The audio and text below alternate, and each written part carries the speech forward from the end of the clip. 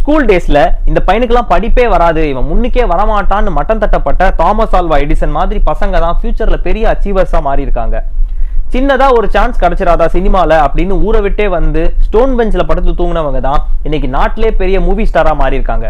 சொந்தக்காரங்களாலையும் கூட பிறந்தவங்களாலையும் ஏமாற்றப்பட்டவங்க தான் தானா உழைச்சு முன்னுக்கு வந்து பல சொத்துக்களுக்கு அதிபதிகளா மாறி இருக்காங்க. வாழ்க்கையில ஒரு இடத்துல ரொம்ப கஷ்டப்படுறீங்கன்னா அந்த கஷ்டம் உங்களுக்கு ஏதோ சொல்ல வருது.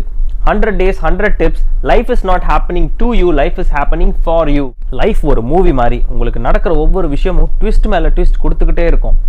ஆனா அதை சமாளிச்சு அந்த ஹீரோ ஆர் ஹீரோயின் எப்படி மேல வர்றாங்கிறது தான் அந்த படம் ஒரு ஹிட்டா இல்ல ஃபிளாப்பாங்கிறத தீர்மானிக்கும். நார்மலா போயிட்டு இருக்க வாழ்க்கையில எந்த சுவாரஸ்யமும் இல்ல, சில ஏமாற்றங்கள் சில தடுமாற்றங்கள்னு வந்தாதான் முன்னுக்கு வரணுங்கிற எண்ணமே வரும். நீங்க நல்லா புரிஞ்சுக்க வேண்டியது என்னன்னா, நீங்க நம்புற அந்த சக்தி, இயற்கையோ கடவுளோ வாழ்க்கையோ உங்களை ஜெயிக்க வச்சு பார்க்கணும், நீங்க நல்லா ஜெயிக்கணுங்கிறது அதோடைய ஆசை. அதனால உங்களுக்கு சேலஞ்சஸ் கொடுக்குது ஒரு கோச் மாதிரி.